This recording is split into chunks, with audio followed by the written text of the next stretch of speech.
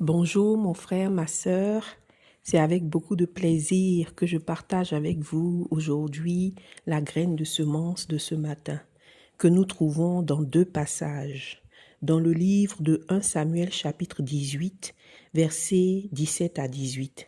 Saül dit à David, « Voici, je te donnerai pour femme ma fille aînée Mérab. » 3 points de suspension. David répondit à Saül, « Qui suis-je et qu'est-ce que ma vie? Qu'est-ce que la famille de mon père en Israël pour que je devienne le gendre du roi? » Amen. Le deuxième passage se trouve dans le livre de 2 Samuel, chapitre 23, le verset 1. La parole de Dieu dit, « Voici les dernières paroles de David. Paroles de David, fils d'Isaïe.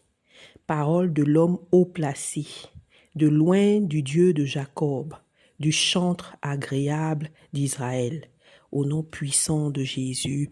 Amen. » Dans ces deux passages-là, nous voyons un peu une réaction de David lorsqu'il était très jeune après sa victoire sur Goliath et beaucoup plus tard, les dernières paroles de David lorsqu'il était un homme fait qui avait déjà vécu sa vie et qui avait accompli sa mission.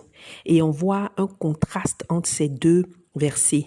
Un jeune homme qui, bien que courageux, était fragile, était dans l'insécurité et se disait qu'il n'était rien pour pouvoir épouser la fille d'un roi. Amen. Et d'un autre côté, un roi, un homme mature qui était plein d'assurance et qui savait qui il était. Alléluia. Donc, malgré l'onction de David, malgré sa sélection majestueuse au milieu de tous ses frères, lui qui n'était qu'un petit dernier, qu'un jeune homme, malgré sa victoire éblouissante, extraordinaire, sur le géant Goliath, lui ce petit enfant, qui n'était même pas encore en âge de rentrer dans l'armée, David, bien que courageux et plein de foi, il avait un manque de confiance criard en lui et malgré tout ça, alléluia, il n'était toujours pas prêt pour son rôle. Il était encore dans l'insécurité. Et le Seigneur a vu qu'il n'était pas prêt. Et le Seigneur a utilisé une dizaine, une quinzaine d'années pour le préparer. Alléluia.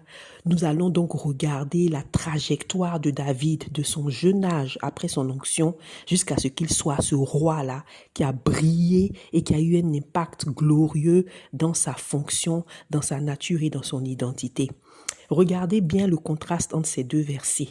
Dans le verset de 1 Samuel 23, vous voyez que David se décrit comme trois choses importantes. Numéro 1, il dit « Parole de David, fils d'Isaïe ». Lui qui avait dit plusieurs années plus tôt qui était sa famille. Qui était la famille de son père? Aujourd'hui, il dit « Je suis fils d'Isaïe ». Il s'était rendu compte de qui était la famille de son père, ce qui veut dire quelle est l'identité que Dieu lui avait donnée et l'identité que Dieu avait donnée à la famille de son père. Amen. Et en deuxième position, il dit « Parole de l'homme haut placé ». Alléluia. Donc là, il savait sa place, il connaissait sa place. Quelle contradiction avec ce jeune homme qui avait dit plus tôt « Qui suis-je pour que je devienne le gendre du roi ?» Il avait même refusé la fille du roi, la fille aînée du roi Saül, parce qu'il ne savait pas qui il était. Mais aujourd'hui, il disait qu'il est un homme haut placé, quelqu'un qui connaissait sa place. Alléluia. Et finalement, il s'est décrit comme loin du Dieu de Jacob, le chantre agréable d'Israël. Donc aujourd'hui, après être mature, il se décrivait comme loin de Dieu. Il connaissait sa fonction, la fonction divine à laquelle Dieu l'avait appelé, qui était d'être chantre, alors qu'avant, il avait dit, mais qu'est-ce que ma vie? Ma vie n'est rien. Alléluia. Donc quelque chose s'est passé. Plusieurs choses se sont passées dans la trajectoire de David que nous allons regarder ensemble. Ce jeune homme-là était passé en fait d'un enfant à un homme fait. Il était passé de quelqu'un d'hésitant, quelqu'un de fragile dans l'insécurité qui n'avait pas confiance en lui à un homme plein d'assurance et un roi. Alléluia. Trois choses que David avait appris à savoir durant toute cette trajectoire qu'il avait passée. Sa nature, son identité. Alléluia. Sa place, amen, d'homme haut placé, alléluia, et sa fonction. Son identité, sa place et sa fonction. Alléluia. Donc regardons ensemble la trajectoire du roi David. Premièrement, regardons un peu sa trajectoire en tant que dans son onction, en fait, dans son identité. Quand il parlait de loin de Dieu, il était devenu loin du Dieu de Jacob. Mais qu'est-ce qu'il était avant? Lorsqu'on regarde sa trajectoire, loin son identité, qui était en fait loin de Dieu pour devenir roi, et qu'on regarde toute la vie du roi David, on se rend compte que durant toutes ces années-là, jusqu'à ce qu'il devienne roi, mais même après, il n'avait pas été que roi. Il avait été beaucoup de choses et il avait fait beaucoup de choses dans cette mission-là. Donc sa mission n'était pas juste d'être roi. Il y avait beaucoup de choses qu'il avait faites. Par exemple, David avait combattu les ennemis d'Israël pendant longtemps. Tous les pays ennemis d'Israël, David les avait combattus l'un après l'autre et il avait eu la victoire sur les ennemis d'Israël. Alléluia. On voit que David a veillé sur l'arche de l'Éternel. Amen. L'arche de l'Éternel et il l'a fait revenir ou il l'a placé dans une position élevée. Alléluia. Amen.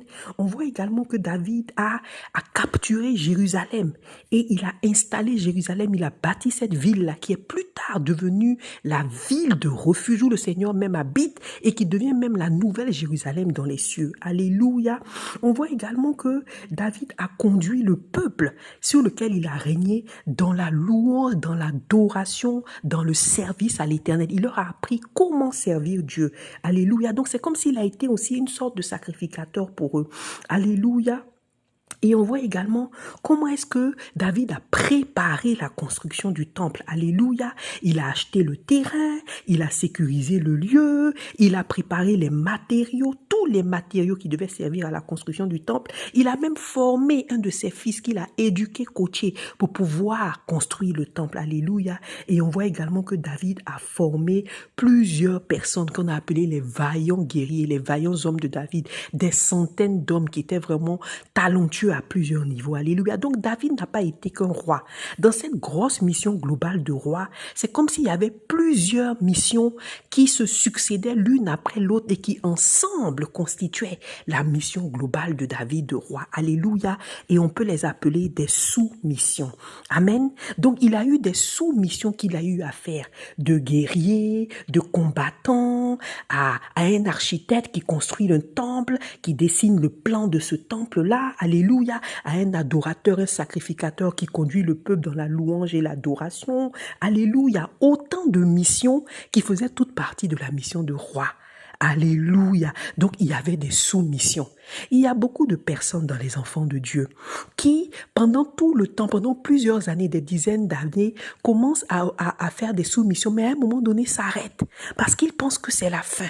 Alléluia. Ou bien ils sont impatients, ils se disent, mais ce que je fais là, ce n'est pas la mission de roi que Dieu m'a donnée. Alléluia. Et ils s'arrêtent. Ou bien ils essaient de trop accélérer et ils vont chercher des moyens qui ne sont pas approuvés par le Seigneur. Mais David a accompli chacune de ses sous-missions durant tout le temps, 10 ans, 15 ans que Dieu lui avait donné, où Dieu lui avait dit, voici, c'est un temps d'épreuve, tu vas pas encore rentrer dans ta mission parce que tu n'es pas prêt.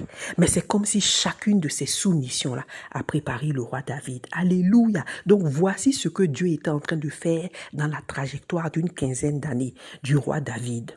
Amen. Regardons aussi la trajectoire du roi David en tant que l'homme haut placé, en tant que ce chantre de l'Éternel. On se rend compte que dans cette fonction-là de chantre n'est pas la seule fonction que David a accomplie. Alléluia. Mais durant ces 10-15 ans qu'il a passé et n'étant pas encore roi, il a occupé plusieurs autres fonctions. Alléluia. On l'a vu commencer à être berger. Il surveillait le troupeau dans le désert. Il ramassait les déchets des moutons. Il les nourrissait. Un travail vraiment qui n'était pas un travail honorable. Mais le David l'a fait. Il a exercé cette fonction-là. On l'a vu aussi être rebelle, chef de rebelle. Quand il fuyait le roi David, il était le chef de rebelle des fuyards qui avaient fui le roi Saül et un peu comme des rebelles et David était leur chef. C'est en tant même que chef rebelle là même qu'il est allé voir un jour le mari de Abigail. Si vous vous souvenez, c'était un groupe de rebelles et c'est ce que le mari d'Abigail lui a dit, mais toi tu es un vagabond et puis tu viens me demander mes choses. Amen. Et c'est comme ça que David c'était vraiment son rôle. Mais le le Seigneur n'a juste pas permis que quelqu'un vienne l'insulter sur une sous-fonction, on va dire, alléluia, que Dieu lui avait donnée, parce que toutes ces fonctions que David aussi avait occupées pendant les 15 ans, c'était comme des fonctions successives qu'il lui donnait, qui ensemble formaient la fonction principale de la fin, alléluia, qui était la fonction de chantre. Amen, alléluia. Donc c'était comme des sous-fonctions pour accompagner les sous-missions pendant ces 10-15 années. Alléluia. Mais David a obéi, il a accepté chaque sous-fonction. Amen. Il a même été à un moment donné mercenaire. Il est allé chez le roi des Philistins et le roi des Philistins l'utilisait pour être son garde de sécurité, pour l'accompagner dans ses guerres. Mais David ne s'est pas plaint. Il l'a fait avec beaucoup de bonheur. Il était au service loyal, tellement loyal à ce roi-là, que même quand le roi allait combattre Israël même, il avait l'audace de prendre David avec lui, parce qu'il savait que David était un mercenaire qui lui était loyal. Amen. Donc David a été un mercenaire. À un moment donné, il a été un joueur de harpe. Après sa victoire, il a été un joueur de harpe. Il venait, il jouait la harpe. Alléluia. Mais c'est dans cette fonction, cette sous-fonction que David a occupée, qu'il a appris à jouer de la harpe et à composer des cantiques en préparation à sa mission finale de chantre. Alléluia. On a vu David faire beaucoup de choses. On peut dire que ce sont des rôles intermédiaires que David a occupés. À un moment même, il était porteur d'armes de Saül. La Bible dit, il ne faisait que porter ses armes pour aller à la guerre. Alléluia. Une autre sous-fonction que David a occupée sans problème et avec beaucoup de joie. Et pendant 10-15 ans, par ses rôles intermédiaires, par ses sous-fonctions, par ses missions intermédiaires, par ses sous-missions, l'Éternel a préparé David à occuper son poste final. Alléluia. Donc c'est comme si les sous-missions ont préparé David pour la grande mission et que les rôles intermédiaires ou les sous-fonctions ont donné de l'assurance à David. Alléluia. Quel Dieu merveilleux, mes frères, ma sœur. Notre Dieu, c'est un architecte. Alléluia. C'est un architecte. Et donc, je veux revenir à nous, enfants de Dieu. Beaucoup d'enfants de Dieu ont commencé à marcher avec le Seigneur. Mais pendant les 10-15 ans de préparation, ils se sont fatigués en route. Ils n'ont pas voulu continuer à occuper des sous-fonctions qu'ils n'ont peut-être pas trouvées valorisantes. Ils se sont demandé, mais la mission, le rôle que Dieu m'a donné là, c'est pas ça. Et ils ont abandonné en chemin. Et il y en a plusieurs qui sont allés chercher des moyens détournés, peut-être pour accélérer leur montée vers la mission, vers le rôle. Oh, mes frères, mes sœurs, quelle erreur. Et d'autres se sont arrêtés en pensant que ce qu'ils ont fait là, comme mission, comme sous-fonction, c'est la fin et que c'est leur mission. Et pourtant, c'est le Seigneur qui détermine le moment où tu es prêt. Alléluia. C'est l'Éternel qui a déterminé le moment où David était prêt et il l'a propulsé dans sa grande mission. Alléluia. Une mission même qui allait au-delà de ce que David pouvait imaginer. Le roi le plus grand qui a un impact incroyable sur Israël. Alléluia. Mais regardez mes frères, mes sœurs et imaginez. Si David n'avait pas chéri sa fonction de berger, s'il n'avait pas accepté de pouvoir conduire un troupeau, de s'occuper de leurs déchets, de s'occuper de les laver, de les nourrir, comment il allait pouvoir diriger un peuple en tant que roi? C'est en étant berger, dans cette sous-fonction, dans cette sous-mission que David a appris à diriger. Alléluia. Imaginez, si David n'avait pas appris à jouer de la harpe pour le roi Saül, à pouvoir le calmer l'esprit qui était en train de le déranger, il n'aurait pas appris à composer des cantiques, à se connecter à la présence du Seigneur et à devenir ce grand chantre qui nous a bénis de psaumes extraordinaires. Alléluia. Si David n'avait pas accompli sa soumission de mercenaire, s'il avait refusé d'être mercenaire, d'être vagabond, de pouvoir diriger des fuyards, des personnes qui n'étaient rien, comment est-ce que David aurait appris à conquérir tous les territoires ennemis? Alléluia, il n'aurait pas pu le faire. Si David avait refusé d'être mercenaire, s'il avait refusé d'être chef rebelle, il n'aurait pas appris les stratégies d'espionnage et il n'aurait pas pu vaincre les ennemis de l'Éternel en tant que roi. C'est chacune de ces soumissions et chacune de ces sous-fonctions qui ont vraiment façonné le roi David et qui l'ont rendu prêt pour sa mission. Il a été humble. Il était il manquait de confiance, mais il a été humble, il a été obéissant et il a accepté de se soumettre pendant 10-15 ans, alléluia, à la main de son père qui était en train de le former. Oui, ça lui a pris 10-15 ans, mes frères et mes sœurs, parce que lorsque David a combattu contre Goliath, la Bible dit qu'il n'était pas encore rentré dans l'armée. Et l'âge de rentrer dans l'armée était 20 ans. Et souvenez-vous que Goliath lui a dit, mais c'est qui ce petit garçon-là, ce bébé, ce visage de bébé? Donc David, on ne sait pas quel âge il avait, mais ce qui est sûr, il avait moins de 20 ans, peut-être 15, peut-être 16, parce qu'il était encore considéré comme un petit garçon.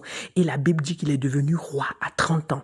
Amen. Donc pendant tout ce temps, le Seigneur était en train de le polir, le Seigneur était en train de l'affiner par des rôles intermédiaires, c'est-à-dire des sous-fonctions, par des missions intermédiaires, c'est-à-dire des sous-missions. Mon frère et ma sœur, je veux conclure ici. Alléluia, en nous encourageant les uns les autres. Ce n'est pas parce que tu as accompli des missions pour le Seigneur dans ta vie que c'est fini.